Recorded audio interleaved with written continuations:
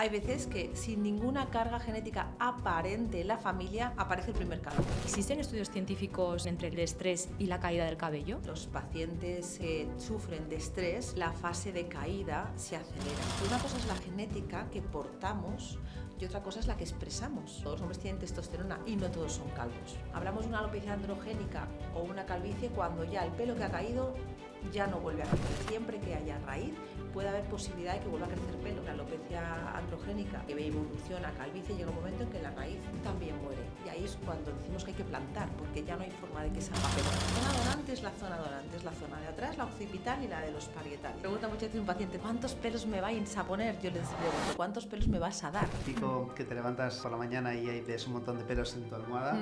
Esto no significa necesariamente que te estás quedando calvo. Entre 100 y 150 pelos al día se caen. El paciente, tú le pones pelo, se va tan tranquilo y a los 3 años llama y dice, doctora, se me está cayendo el pelo. Digo, sí, como a todo el mundo. España es el segundo país del mundo donde más personas sufren alopecia. Hoy hablaremos sobre la caída del cabello, mitos, novedades y tratamientos. En este episodio nos acompaña la doctora Ana Beltrán, médico especialista en medicina estética y capilar y responsable de la unidad capilar del centro o la clínica Martín del Hierro, Amselem. Bienvenida, Ana. Muchas gracias. Según un estudio, como decía al principio, que publicó el verano pasado el World Population Review, un 42,6% de los ciudadanos españoles sufren alopecia. ¿Qué es la alopecia y cuándo empiezan a aparecer los primeros signos? Bien, la alopecia se define alopecia de forma muy genérica a todo aquel caso en el que se produce una pérdida de densidad capilar. Esta pérdida de densidad capilar suele ser más acentuada cuando además hay una enfermedad capilar de base, como es en el caso de la alopecia androgénica, que es la más frecuente. Cuando nosotros, a tu pregunta de cuándo empiezan a aparecer los primeros signos, pues hay pacientes que a partir de los 18 o 20 años ya notan que el pelo se les empieza a caer, perdón, y luego hay pacientes que desarrollan la alopecia mucho más tarde, depende un poco de la carga genética que tengan. ¿Y afectaría o afecta la alopecia igual a hombres y mujeres o tiene afecciones distintas? Mira, la alopecia al final es, digamos que es la denominación genérica y luego están los apellidos, ¿no? Está la alopecia androgénica, la alopecia frontal fibrosante, las alopecias autoinmunes, entonces, por igual no. La alopecia es mucho más frecuente en el hombre, ¿no? Porque es la famosa alopecia androgénica, que es más o menos el 90% de todas las alopecias. Cuando una mujer sufre alopecia, está más relacionada, también, o sea, está relacionada también con las hormonas, pero suele ser más en relación con alopecias más temporales, con efluvios telógenos, es decir, con efluvios quiere decir caídas de pelo temporales, más relacionadas con sus hormonas femeninas, con lactancias, con pospartos, a veces por enfermedades que producen caída de pelo y que a veces eso es temporal, tratamientos que se llevan, anemias, estados carenciales. Qué interesante. Total. De hecho, me encantaría indagar un poquito más ahí porque yo creo que hay muchísimos mitos relacionados con las alopecias y bueno, no sé, incluso que los hombres que se quedan calvos incluso tienen un exceso de hormonas, de testosterona, no sé, pues bueno, un poco cuáles son los mitos más comunes sobre la caída del cabello que te gustaría desmentir.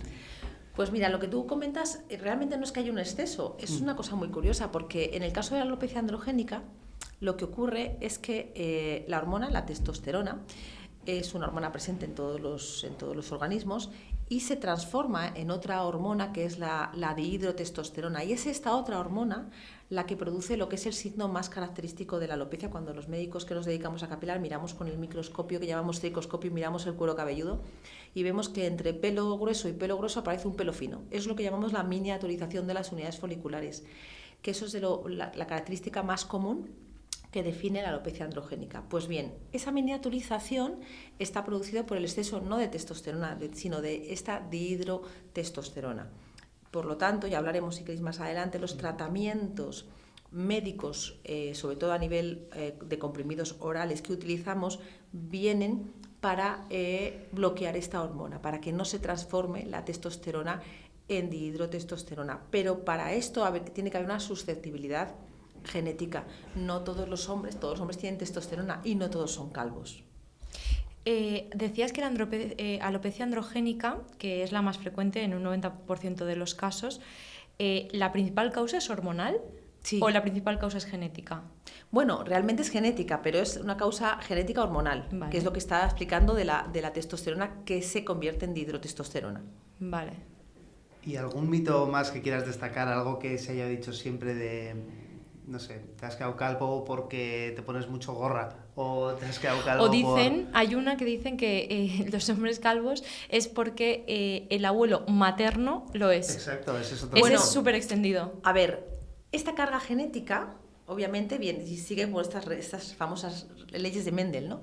Pero yo que llevo ya muchos años haciendo medicina capilar, me doy cuenta que hay veces que sin ninguna carga genética aparente en la familia aparece el primer calvo. Y tú preguntas deseando que te digan, sí, Vale. mi abuelo materno, y tú Sí. dices, haces el check, perfecto, este cumple todas las características de una alopecia androgénica al uso. Y se ha visto muchos casos, cada vez más, de que en familias sin una carga genética aparente, y digo aparente entrecomillado, porque una cosa es la genética que portamos y otra cosa es la que expresamos. Hay muchos factores médicos que están en nuestra genética, y si nos hiciéramos un estudio genético en general, no solo la alopecia, de todo, veríamos que somos predisponentes a muchas otras enfermedades, pero no tenemos por qué desarrollarlas. Entonces, bueno, ahí es verdad que las leyes, incluso las de Mendel, también se saltan, ¿no? No son siempre fijas. La excepción que confirmaría la regla. Y hay ¿no? mucha excepción, ¿eh? En este terreno Sí. hay mucha excepción, sí. Yo creo que los factores ambientales y el estrés y muchos otros factores de la vida que llevamos hacen que se exprese genéticamente cosas y hacen que no se expresen otras. De hecho, del estrés quería hablarte, porque ya no solo hablamos de alopecia, sino de caída del cabello en general. ¿Existen estudios científicos en esta relación entre el estrés y la caída del cabello? Sí, además, de hecho, te digo, o sea, lo que es el pelo tiene siempre un ciclo vital que todos los pelos lo siguen. Un ciclo vital que dura aproximadamente entre 2, 4 años aproximadamente, pasa por 3 fases. Y se ha visto que en los pacientes que sufren de estrés, la fase de caída se acelera. Cierto es que cuando tú tienes un estrés, un disgusto, una enfermedad, es decir, algo que funciona como estresor en tu organismo, hay muchas más expresiones, no solamente la caída del pelo, pero esas caídas suelen ser temporales. Hablamos de una alopecia androgénica o una calvicie cuando ya el pelo que ha caído ya no vuelve a crecer, es decir, la unidad folicular que consta de la raíz del pelo y del tallo piloso, que es el pelo que vemos fuera, siempre que haya raíz, aunque el tallo piloso desaparezca y vuelva a aparecer, desaparezca y vuelva a aparecer, siempre que haya raíz puede haber posibilidad de que vuelva a crecer pelo. Lo que ocurre es que en la alopecia androgénica, que evoluciona a calvicie, llega un momento en que la raíz también muere. Y ahí es cuando decimos que hay que plantar, porque ya no hay forma de que salga pelo ahí. Y cuando nos encontramos, a niños con pequeñas calvas, que son niños, Sí. esto está claro que se debe a un factor estresor en principio, ¿no? Porque Sí. estamos hablando a lo mejor de niños de 5 o 6 años, 7. Esto que me comentas seguramente te refieres a las alopecias en placas, que se llama alopecia areata.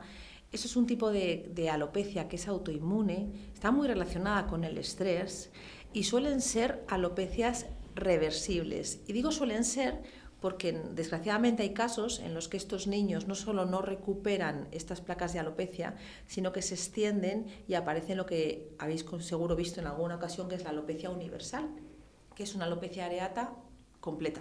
No tienen ni un solo pelo y de hecho esas personas no tienen ya ni raíz, es decir, ni bulbo piloso. El estrés es una de las causas, pero hay otras muchas causas, puesto que es una alopecia autoinmune, es decir, es el propio organismo el que ha decidido por alguna razón, y en cada paciente alguna razón específica, que ese pelo se caiga de forma a veces temporal, pero otras veces permanente.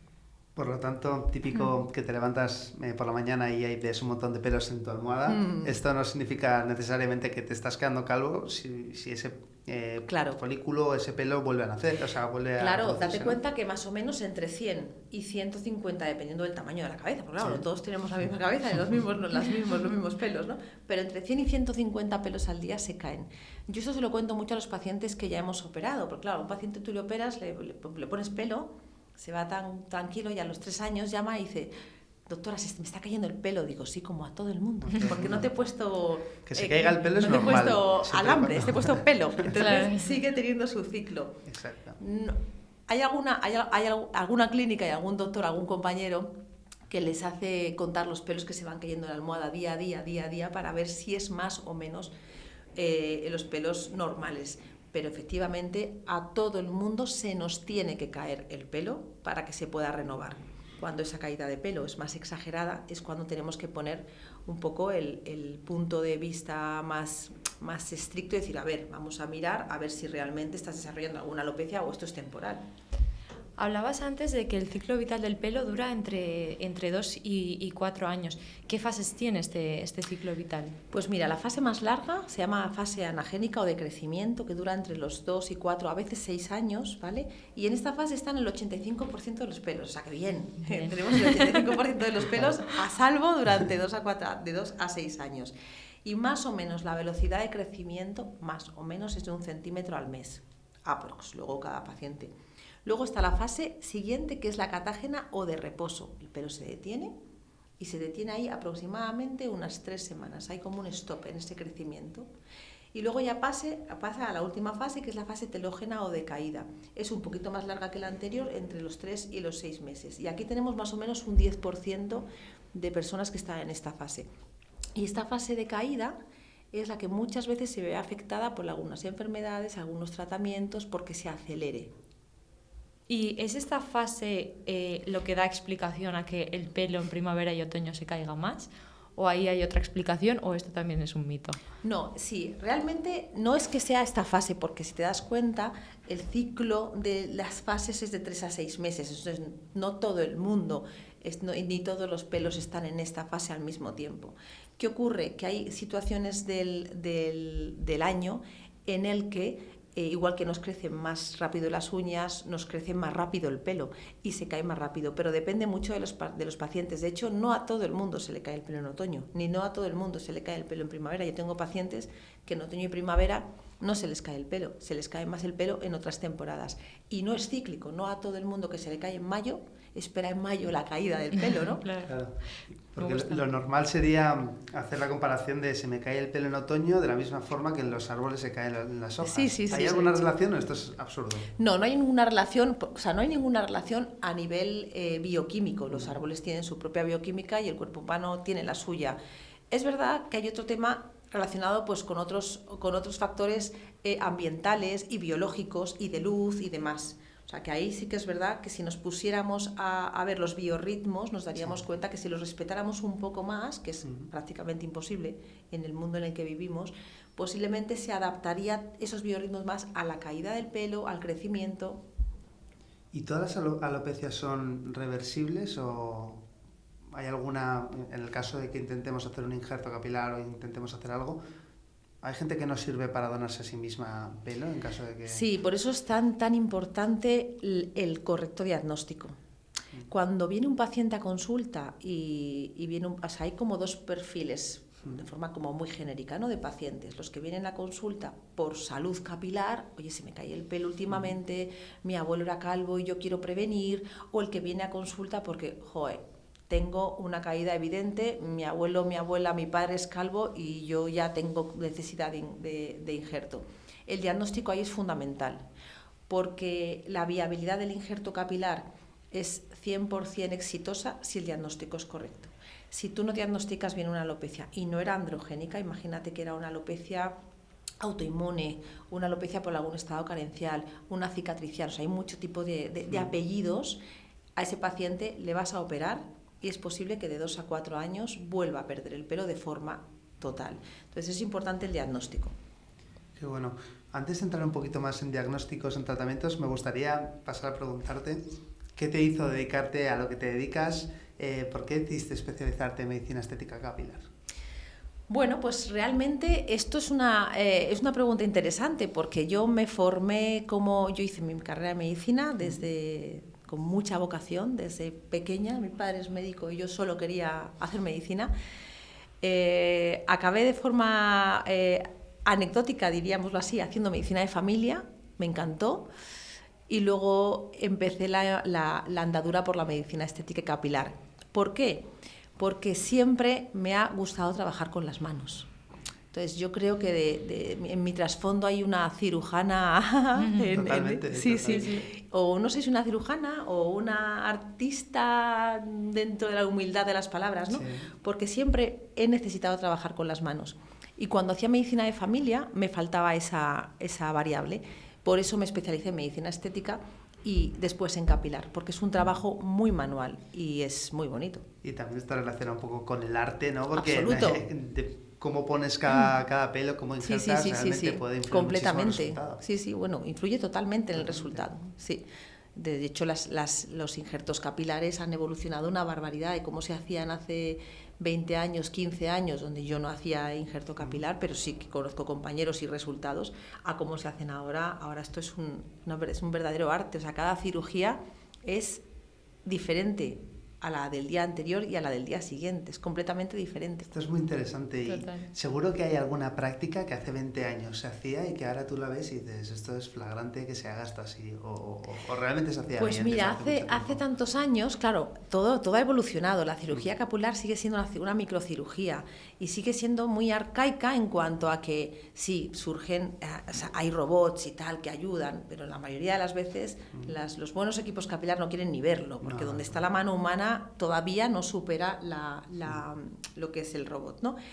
Pero, por ejemplo, ahora la técnica más extendida, que es la técnica FUE, que es en la que se extrae el pelo unidad a unidad, y se extrae con unos punch que llamamos, que son como una especie de bisturís cilíndricos. Yo cuando lo explico, lo comento como si fuese un descorazonador de manzanas. Cuando tú ves a una tele a un chef que hace cloc, cloc y le quita el corazón a la manzana, que sale un cilindro, exacto. Eso es el punch de capilar. Pues hace muchos años los punch capilares eran gigantes, entonces tú hacías unos boquetes brutales, había unas cicatrices tremendas. Ahora el punch es exactamente como el milímetro del pelo.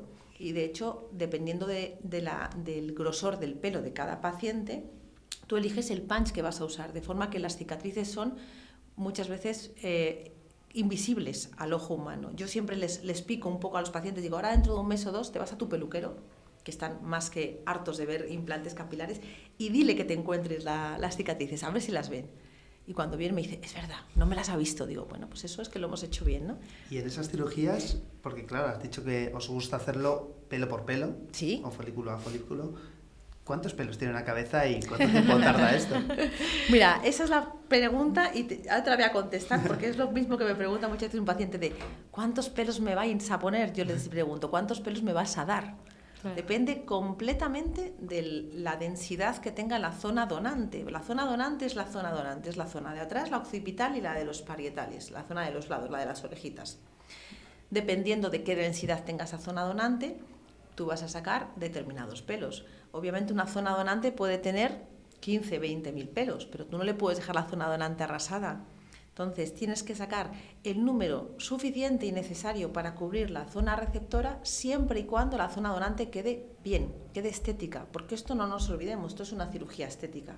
Entonces el número de unidades foliculares depende de dos cosas, de la zona receptora, cuánto necesite, y luego de la zona donante cuánto nos va a dar. Nosotros en general, los cirujanos capilares, pero en particular nosotros tenemos sumo cuidado con esa zona donante por dos cosas. Primero, porque es una cirugía estética y segundo, porque teniendo en cuenta el tipo de alopecia que tenga el paciente, a lo mejor tiene que hacerse una segunda cirugía en unos años. Tenemos que dejar una zona donante preparada por si acaso la tenemos que volver a usar, porque el pelo que se saca no se recupera. Wow. Yo no había pensado en eso. O sea, realmente claro. Lo que le estás quitando no vuelve a nacer. No. Entonces, si tú tienes una zona donante con el pelo muy denso, o con pues lo que tienes que hacer es ir sacando, y vas pancheando, se vas haciendo la extracción de unidades foliculares y tienes que ir haciendo una extracción, imagínate, de un pelo entre 5, más o menos, para que sea heterogéneo y no se vea. Imagínate que tú sacas de una zona donante, sacas una fila, una fila y abajo otra fila, pues claro, se te queda una cicatriz claramente visible. Total. Vas a tener razón y desde luego es un arte, ¿no? Porque es un arte. Yo creo que no era sí. consciente de la dificultad. Totalmente de acuerdo. Yo lo Sí. equipararía realmente cuando la gente quizás piensa en hacerse un injerto capilar, piensa en que se lo hagan bien a nivel de que no haya rechazo, a nivel de... Pero realmente va mucho más allá. Realmente es Va como mucho hacerte más un traje allá. a medida, ¿no? Sí. Sería como un oficio de sastre casi Sí. que para cada persona... Sí, eso es, la verdad que va mucho más allá. Y yo tengo la gran fortuna de contar con un equipo que son minuciosos al milímetro, cuidadosos al milímetro. Tienen que estar las horas que tengan que estar para que quede perfecto, y hasta que no quede perfecto no paramos, ¿no? Y eso es una suerte porque son cirugías muy largas. Claro.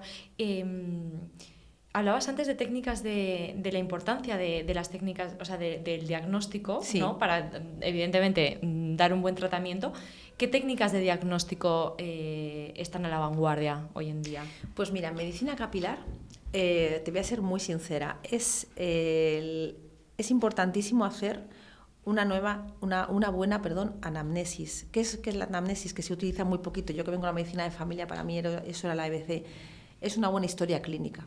Tienes que saber el paciente de dónde viene, qué enfermedades tiene, qué enfermedades familiares porta.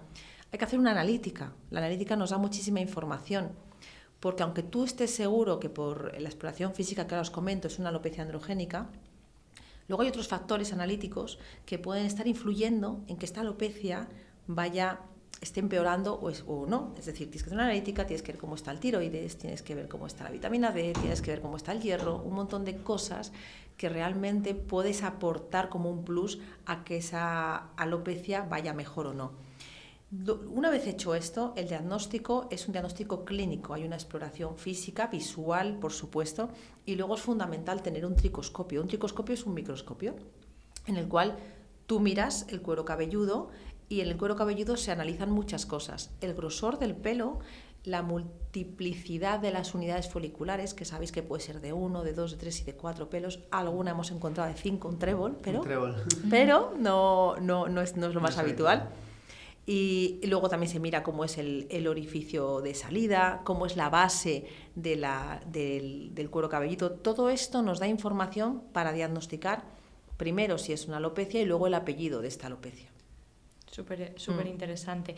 Y hablabas antes de que las cicatrices pueden no verse. Entiendo que desde el momento de la intervención quirúrgica, ¿cuánto tiempo pasa hasta que empieza a aparecer el pelo como tal y deja de...? Yo me imagino, supongo que todos lo hemos visto alguna vez, pues la cabeza llena de puntos, agujeritos. Sí, de agujeritos.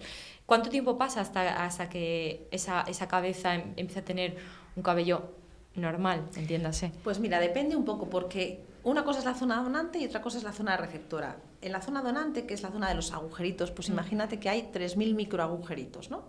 Son 3.000 microagujeritos que se van a cerrar rapidísimo, en 24-48 horas. Esos agujeritos, por supuesto, no sangran, no se notan apenas.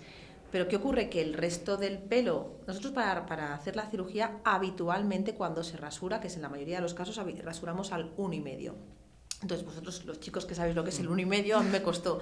Bueno, 1,5, sí. yo ya lo tengo medido porque o sea, para mí mi referencia son las cirugías. Perdón, ese 1,5, el resto del pelo que no ha sido extraído, tiene esa longitud. Entonces, en cuanto esa longitud de 1,5 crece un poquito, que en 4, 5, 6, 10 días ya ha crecido un poquito, ya cubre todas las agujeritos. Es decir, la zona de detrás, a la semana del implante, muy poca gente puede ver que ese paciente se ha hecho el implante. La zona de delante, la zona receptora, que puede ser frontal, pueden ser entradas, puede ser coronilla, esa zona sufre otra evolución, porque date cuenta que esos 3.000 microagujeritos han sido 3.000 unidades foliculares que se han plantado. El paciente se va a casa con su plantación de pelitos, que al principio prácticamente no se ven porque son muy, muy, muy chiquitines. Y realmente lo que más se ve es la costra, que llamamos, que la costra no es nada más que la grasita del pelo que se ha quedado ya sin oxígeno y se ha puesto negra, ¿no? Entonces esa costrita, en torno al día 10, 11 y hasta el día 14 de la cirugía se cae. Y una vez que se cae, se queda o bien el pelo sin costra, o bien esa costra ha tirado de un pelito. Es decir, que en torno al día 12, 14, más o menos los pacientes tienen un prediseño de lo que va a ser su implante capilar. pero el pelo también va creciendo y se va cayendo. De hecho, al segundo mes del implante, todo el pelo implantado, el 95% del pelo implantado se cae. Es mucho más rápido de lo que yo pensaba. ¿Y podrías compartirnos algún caso que te haya impactado especialmente a lo largo de tu carrera profesional? Bien porque viene de una mala práctica o bien porque en sí de base es un caso excepcional. Pues mira, tengo, así que me venga a la cabeza, tengo un paciente, empezamos por el malo. Tuve un paciente en una de las clínicas que colaboraba hace ya años que venía a inyectarse bioestimuladores o factores autólogos de belleza, que ahora los tenemos que llamar así.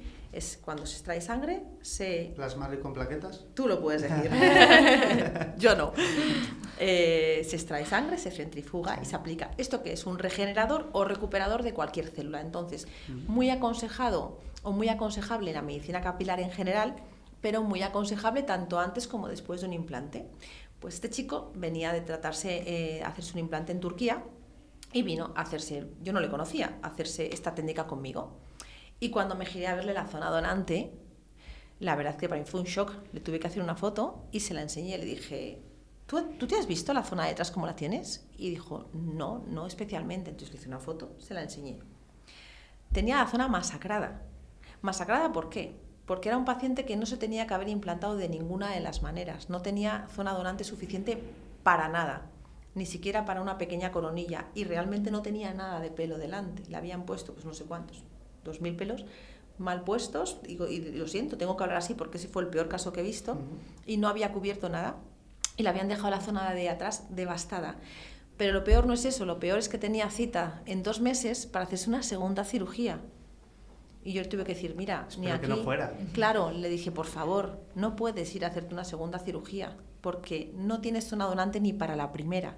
Con lo que te vayan a sacar te van a destrozar más la zona de detrás y de hecho no te va a cubrir lo suficiente. Entonces ese paciente acabó haciéndose una micropigmentación capilar que le quedó fenomenal y se tuvo que micropigmentar hasta la zona de detrás. ¿Qué sería una micropigmentación? Para que lo entienda la gente. micropigmentación es como si fuese la micropigmentación de cejas que nos hacemos muchas mujeres o labios y demás. Es una técnica, es un tatuaje. Un tatuaje que se hace en aquel cuello cabelludo que no puede ser implantado, pero sí que se asemeja a lo que sería un pelo rasurado al uno, por ejemplo.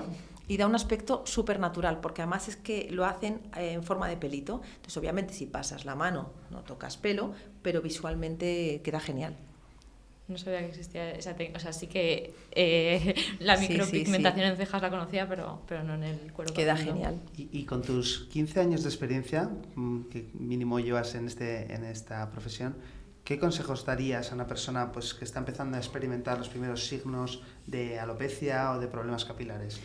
Pues si mira, tienes que aconsejar algo, ¿qué sería? Sí, lo comentábamos un poco antes. Sí. Igual que hago un pequeño inciso igual que medicina estética, aconsejamos ir despacito, ir naturales, empezar cuando haga falta, no hacer tanto preventivo en algunas cosas porque al final acabamos recibiendo niñas de 19 años en consulta a las que no vamos a hacerles nada. Con la medicina capilar hay que ser un poquito más rápido. Rápido en el diagnóstico y rápido en la prevención. Si tú ya sabes que portas una herencia potente y tú sabes que realmente vas a tener una posibilidad grande de perder pelo y de ser calvo, ¿vale? Tienes que acudir a las consultas de medicina capilar cuanto antes. Y no quiere decir que cuanto antes se te vaya a implantar. Es que si acudes a medicina capilar antes y hacemos tratamientos preventivos, que a lo mejor solamente es un diagnóstico y decir, venga, vente en 6 meses, no te pongo nada. Pero es que tenemos tratamientos orales, tenemos vitaminas capilares, hay tratamientos hasta conservadores de cabina, hay tratamientos más, como los que hemos hablado antes, más médicos, que retrasan muchas veces la evolución rápida de una alopecia. Y que, bueno, a lo mejor ese paciente, en vez de implantarse a los 35 años, se puede implantar a los 50 o no implantarse. Pero yo aconsejo que ante la duda o ante los primeros síntomas acudan a que les veamos. ¿Cuáles serían esos tratamientos preventivos? Pues mira, en medicina capilar es como, yo les explico como si fuese una escalera, ¿no? Desde que notas me noto el pelo más fino, se me está cayendo el pelo, que eso puede ser a los 20 años o a los 30, pero ya empiezan con 20 años. Desde que acudes a la farmacia a que te digan, dame esas vitaminas capilares, hasta que acabas en un quirófano, hay una infinidad de escalones. Empezamos con las vitaminas capilares, vitaminas complejos multivitamínicos, que hay muchísimos y muy buenos en el mercado, y que son específicos pues de pelo, de uñas, es decir, de ciertas cosas que una vitamina normal no te va a cubrir. Luego están los tratamientos médicos. Hay tratamientos médicos que se pueden pautar. Y en los tratamientos médicos hay que hacer una analítica y ver si son aptos o no, como son. O sea, en tratamientos médicos capilares hay dos grandes grupos. Hay más, pero sobre todo los más frecuentes son dos grandes grupos. El grupo de los antiandrógenos y el grupo de los vasodilatadores. Funcionan de forma diferente. Los antiandrógenos son los que funcionan en esta cascada que os he comentado antes del paso de la testosterona a la dihidrotestosterona, y lo que hacen es bloquear la enzima, que es la 5-alfa reductasa. Esta enzima, que es la que facilita este paso, el antiandrógeno la bloquea. Con lo cual, no estamos curando la alopecia, simplemente estamos diciendo al organismo, no te pases a la dihidrotestosterona, y así no miniaturizamos. Eso es uno de los primeros tratamientos. Y el otro tratamiento de los vasodilatadores, el famoso minoxidil, que casi todos los chicos con falta de pelo se lo echan en spray y demás, sí, que también se puede tomar oral. Esto es un vasodilatador. ¿Qué quiere decir? Que aumenta el riego sanguíneo en la zona. Con lo cual, yo les hago la comparativa de: tienes un huerto donde está regado por una manguerita y el año siguiente dices, voy a poner 4 mangueras. ¿Qué ocurre? Pues que va a crecer con mayor velocidad. Eso es todo. Si combinándolos, fenomenal. Pero hay que analizar, y de hecho, a veces yo hago uso de que existen test genéticos para ver, esto es muy interesante, según tu genética, qué tratamientos de los que hay en el mercado de la alopecia androgénica metabólicamente te van a ser más efectivos. Esto es genial, porque en un paciente con de repente 25 años que va a tener que tomar tratamiento toda su vida prácticamente, pues qué menos que ver cuál le va mejor que otro, porque se puede evitar tomar un tratamiento que no necesita o que tenga efectos secundarios que no quiera sufrir, ¿no? Por lo tanto, ni las vitaminas y minerales son efectivas para todo el mundo, ni son suficientes en algunos casos, ni siempre es necesario hacerte un injerto para mejorar tu cuero cabelludo, sino que en función de cómo seas tú, cómo sea tu predisposición genética y cómo sea tu situación, puedes tener un tratamiento conservador a mantener, sí, que puede estar compuesto entre vía oral y vía tópica, sí, probablemente sí, con estos sprays, y puede ser que otros sea un caso totalmente distinto. ¿Cuál dirías tú, si tuvieras que resumir en 3, los tratamientos más efectivos para combatir la alopecia sin tener que injertar? Lo más efectivo es la combinación. En consulta, el tratamiento que más realizo con resultados muy buenos es la infiltración de los factores de belleza autólogos, lo que hemos comentado antes, porque realmente es el tratamiento que más sirve como de abono a la zona. Si tú haces ese tratamiento, estás dotando tu cuero cabelludo y todo lo que rodea ese cuero cabelludo de un abono que regenera o recupera aquella célula que se esté envejeciendo, con lo cual, aunque no estés curando la alopecia androgénica, estás en el mejor nicho que podías estar para que ese pelo no se debilite. Sin duda, para mí sería el número 1. ¿Y cada cuánto habría que poner este plasma rico en plaquetas? Pues normalmente, si el paciente es la primera vez que lo hace, yo suelo hacer un protocolo de 4 a 6 sesiones más seguidas, separadas por un mes. Y luego ya se establece un mantenimiento en función de cómo evolucione. Hay pacientes que con una sesión de mantenimiento trimestral van perfectos. Yo tengo pacientes que incluso vienen 2 veces al año, nada más, y pacientes que hay que acortarles un poquito hasta que ese pelo se fortalezca.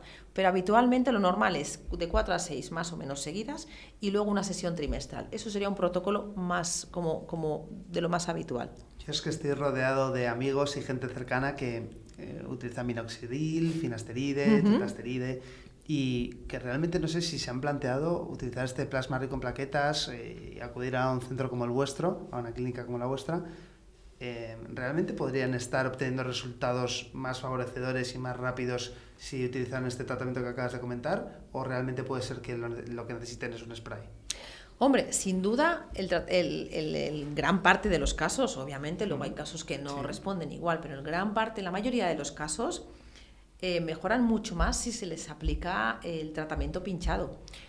Porque aparte de hacer esto que te comento, de que la célula se regenere, se recupere, al final, visualmente, cuando un paciente se pincha plasma y con plaquetas, visualmente ese pelo está más nutrido, más hidratado, más brillante, más turgente, es decir, le estás dando pues como si fuese el mejor champú pero infiltrado, por así decirlo, ¿no? Entonces sí, claramente mejoran mucho ellos, y de hecho es el tratamiento más frecuente entre las mujeres que no tienen por qué ser alopecia androgénica. Entiendo que la diferencia entre tomar, o sea, hacerte un tratamiento médico, por ejemplo, con finasteride y lo que hablábamos del plasma rico en plaquetas es el precio. Claro, al final acudir a un centro a pincharse una sesión, claro, el coste de la sesión es X y el coste de las pastillas siempre es mucho inferior. Es muy inferior, sí. Bueno, si lo analizas, yo casi lo estoy viendo de otro punto de vista. Tú si consumes un spray como una finasterida o un dutasterida, esto es casi para toda la vida porque la gente lo utiliza mes a mes, van a su centro formulador, a farmacia que se lo den. Son fórmulas que cuestan mucho dinero y que se preservan en el tiempo. Realmente, si lo equiparas el coste total, igual haces una mayor inversión al principio, pero también es interesante, ¿no? Hombre, es muy interesante. Yo considero la medicina capilar como la medicina estética del hombre. O sea, realmente al hombre no le va a preocupar tanto, o no le suele preocupar tanto la arruga, se opera menos a nivel de medicina y de cirugía estética y plástica. Sin embargo, para el hombre el pelo es un dato, es una parte de su cuerpo muy, muy importante. Y a los hombres, fíjate, igual que a las mujeres en algunos casos van mirando más la economía y el presupuesto, el hombre mira menos la economía siempre y cuando vaya a tener buenos resultados, ¿eh? Yo les veo más gastones. Me reconozco ahí. Y nos estabas contando pues, el primer tratamiento efectivo para la gente que efectivamente ahora mismo no tenga esa inversión para poder ir a una clínica como Martín del Hierro Amselem, que es bestial. Yo he estado ahí y es muy buena. Es increíble. Es un gran ¿Cuál sería centro, el segundo y tercer tratamiento más efectivo? Mira, después el primero sería el segundo tratamiento muy efectivo son las vitaminas capilares. Las vitaminas capilares se aplican además de una manera menos molesta que el plasma rico en plaquetas. A mí me toca siempre lo peor porque se aplican normalmente con un dispositivo más agradable. Es un dispositivo de microagujas que llamamos pues como si fuese un dermapen, ¿vale? Y penetran en el cuero cabelludo porque ese dispositivo, aunque no se aplique con aguja y émbolo, sí que hace microcanales. Las vitaminas vienen muy bien. Yo normalmente hago vitaminas cuando el pelo está más desvitalizado, más desnutrido, y es como ponerse como una gran crema en la cara, pero a nivel capilar. Y luego hay otros muchos tratamientos que se pueden hacer en cabina y que mejoran la calidad del pelo. Tenemos el Indiva capilar, tenemos el hidrafacial, que también es capilar, tenemos la carboxiterapia, que también es así que molesta un poquito porque también infiltramos. Es decir, hay un abanico de posibilidades de tratamientos capilares brutal. Lo que tenemos que hacer es diseñar un poquito el protocolo para cada para cada paciente, porque depende un poco de la disponibilidad de tiempo que tenga. Es decir, el plasma lo puedes poner una vez al mes. Las vitaminas habitualmente las ponemos una vez por semana. No todo el mundo puede venir una vez por semana a la clínica a tratarse. Entonces tenemos que ir adaptando un poco todo.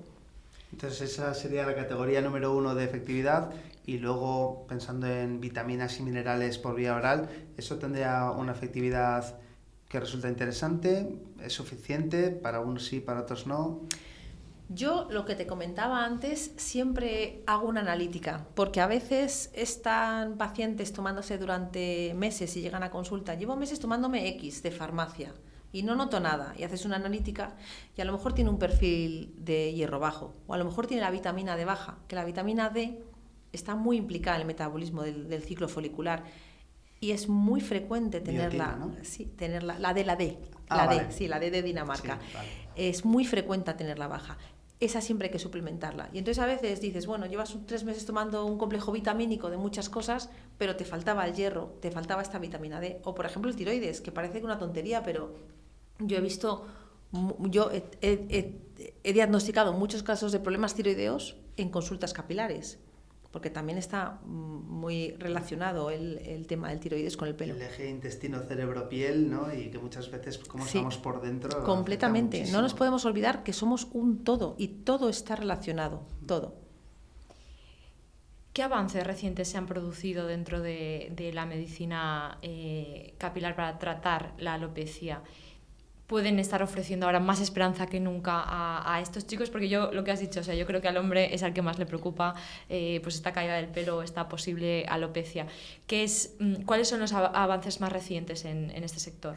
Mira, hay algunos estudios que se están haciendo en Estados Unidos, pero solamente están estudios en animales y va un poco en la modificación de algún tema genético.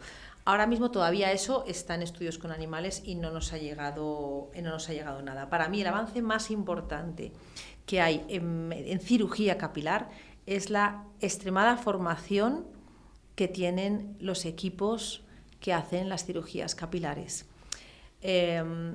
Cada vez las hacen mejor, cada vez las hacen más minucioso, cada vez las técnicas y las herramientas que necesitamos en las cirugías son más delicadas con el cuero cabelludo, menos traumáticas, las recuperaciones son más rápidas. Es decir, yo creo que el gran avance de estos últimos años es humano, es mi opinión personal. ¿Por qué? Porque hay robots que están ayudando a las cirugías capilares, pero hasta la fecha yo no conozco ningún compañero o compañera que prefiera al robot a un gran equipo o a un buen equipo capilar humano. Desde hace unos años, igual también antes era común y no se hablaba tanto de esto, ¿no? Pero hemos visto un gran auge de los injertos capilares y muchos de ellos pues practicados fuera de nuestras fronteras. La situación yo creo que ha cambiado, por lo menos en mi entorno, lo que yo conozco, se habla mucho menos de ir pues, a Turquía sí. a hacerse un injerto capilar. ¿Se está convirtiendo Madrid un poco en la capital europea del injerto? A ver, Madrid lo bueno que tiene es que no se note que soy madrileña, pero lo bueno que tiene es que tiene muchos madrileños, no, tiene mucha gente, digamos que es un centro neurálgico de formación de muchas cosas. Entonces, es cierto que cada vez se abren más clínicas de todo y cada vez se abren más clínicas capilares. Y esto es debido, y vuelvo a mi opinión personal, a que las fronteras, o sea, el irse a Turquía, en este caso, en los últimos 3 años ha bajado muchísimo. Me imagino que es también por el tema, el conflicto bélico cercano, y cada vez hay más clínicas en Madrid.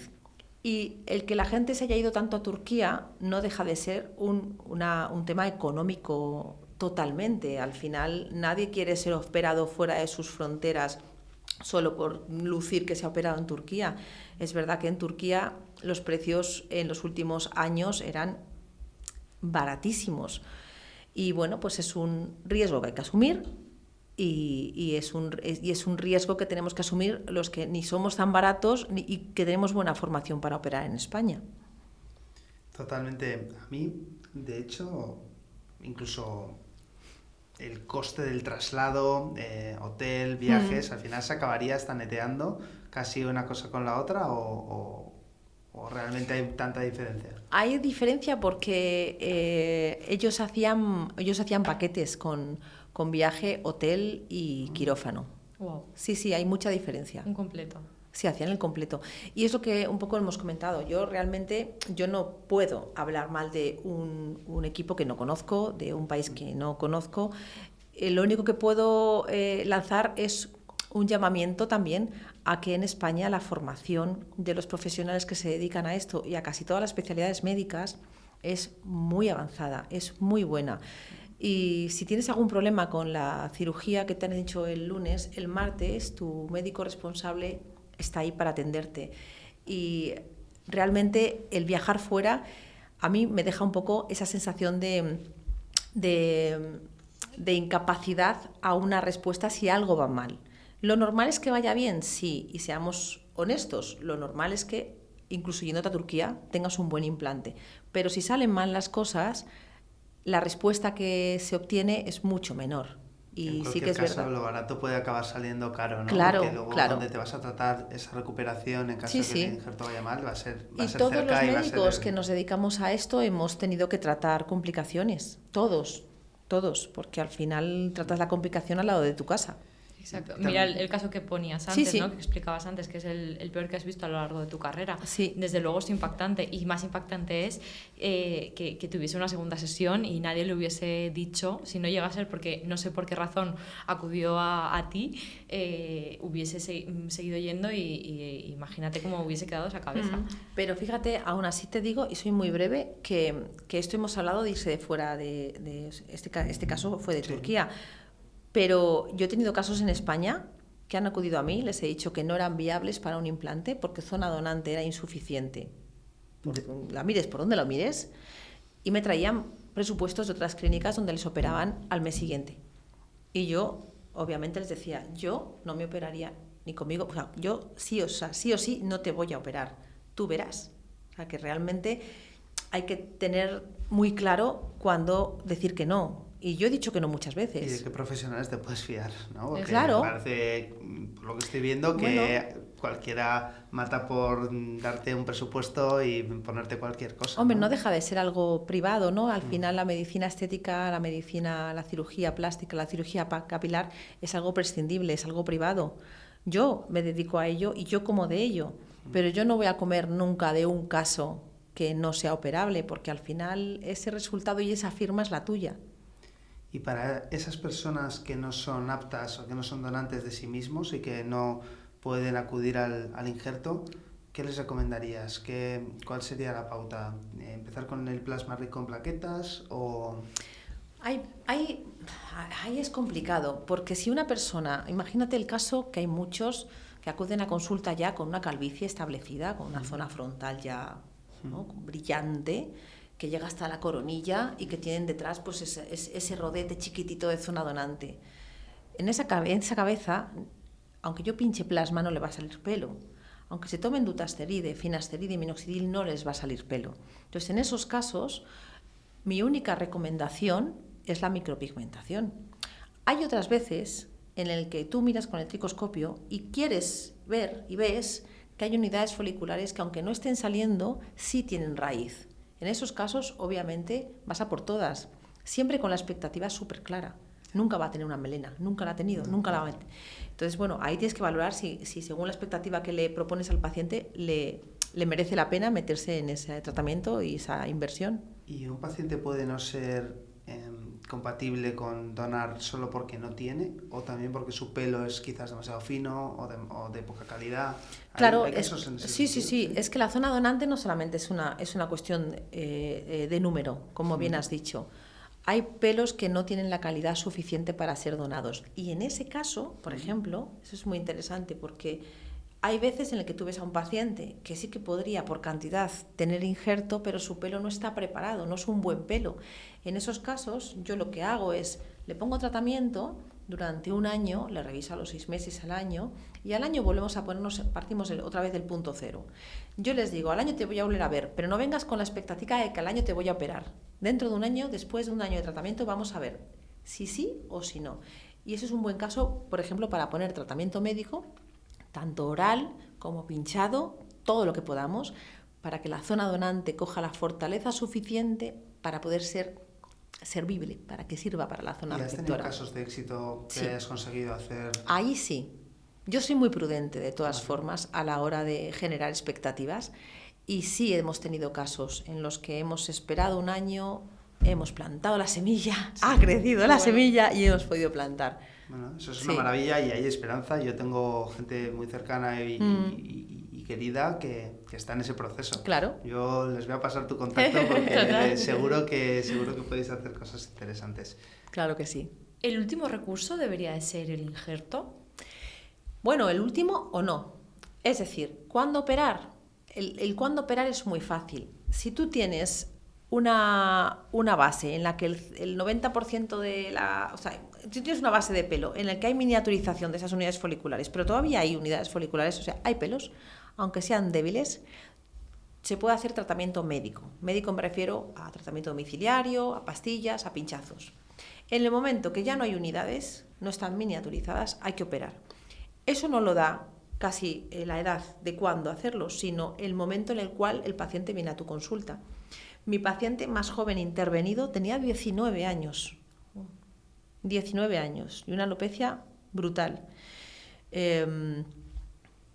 Normalmente con 19 años no te ha dado tiempo a miniaturizar y a perder pelo. En este caso sí. Entonces, en este caso no había que esperar, había que hacerlo.